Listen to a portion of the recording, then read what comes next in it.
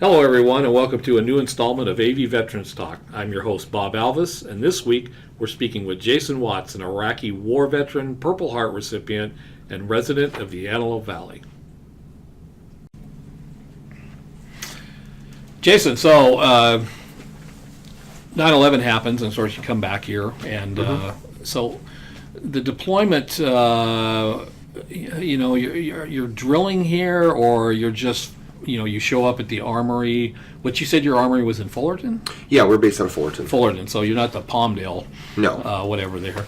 So you were going down there About once a month for our weekend drills. Weekend drills, all the time realizing that eventually you're going to get the call, you're going to Yes. go, right? So when that call finally came, for those of us that, I'm military, but for those that don't know the military role, what did ramping up for the deployment look like? It was a lot of change in our basically training tempo. Our drills all of a sudden stretched out. Instead of just a Friday night, Saturday, Sunday, we started doing Thursdays, Fridays, Saturdays, Sundays to fit more training in there and get more spun up on the type of fighting we're going to have to do. Because even up to this point, we were still doing a lot of kind of woodland warfare. Fighting out in the woods, fighting out in the field. Yeah. So now we realized, wait, if we go to Iraq, we're going to do a lot of urban combat. So then it was getting resources to kind of help us train for urban combat. Right. Where do they train for something like that? Did they have set up somewhere? What we would do is we would use Camp Pendleton's little fighter town, and so we'd go out there and sleep on the range and do daytime and nighttime training and catch 3-4 hours of sleep here and just over and over and over train to fight in an urban town. Right. Talking about urban warfare, especially in Iraq, going from, overall, even though 13 weeks of this and getting ready for deployment is really kind of a short period of time to realize you're going from basically a civilian high school graduate to I'm going to be walking the streets of somewhere in Iraq, and people are going to be shooting at me. So, in the back of your head, the mindset, what?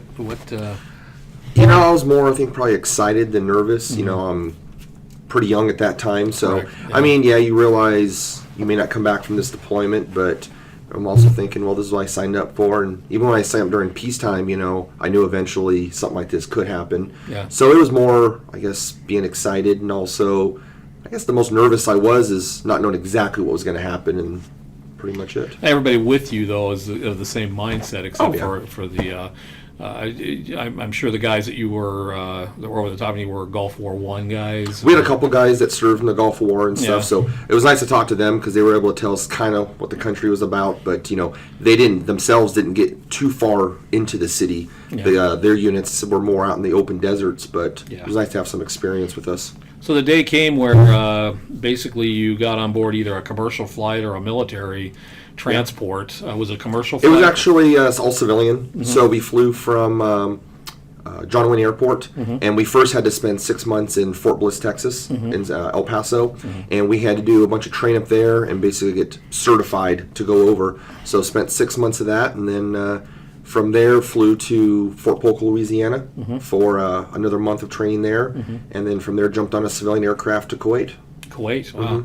And when you finally landed in country over there, and you walk off the airplane for the first time, of course you grew up in the desert. Yeah. So it was no shock to you. Was it what you expected? You walked out. The view in Kuwait, I know, is desert sort of, but it's a high dollar. I don't know if this is the way you say it. Kind of Vegas looking town in Kuwait. Well, we were out in the middle of the desert. Yeah, it's sand and camels walking by, and they kept us there for about 2 weeks to get us acclimatized to the weather and do some last-minute training. So all we really saw was sand and tents and stuff. And then from there, they flew us onto our FOB, where we were going to be stationed in Iraq by Chinook helicopters. So that was in the middle of the night. So when we first got onto the base in Iraq, couldn't really see a whole lot except for the base we were on. But you could definitely tell you're in a different country, different smells, different stuff like that. And were you in tents? And no, the base we were on used to be an old Iraq Army base. So we had barracks, kind of like, I explain them, kind of like college dorms. 2 men per room, just perfect square hallways and just lines of doors and stuff. Yeah. So, and you started operation. I'm sure they kind of gradually. Yeah. So what we did when we first got there, we got settled in, and we relieved First Cav from their sector. So we did what's called left seat, right seat rides. So the first week or so we were there, our leadership was going out with their leadership to show us the sector and stuff, and they slowly would incorporate normal soldiers into it until eventually we took over and it was our show. There you go. So, the time period between you started your operations and before your injury was, how long was that time period? I was there 9 months. 9 months before I got hurt. You got hurt there, and up to that point, was it what you expected? Were you going into towns? Were you out in the fields? You were going. No, we were actually in a town. The sector that we had to patrol and responsible was a town called Eldora. So it was a suburb of Baghdad. So we were in Baghdad, and it'd be like in a normal downtown city. Buildings, office buildings, things like that. Sure.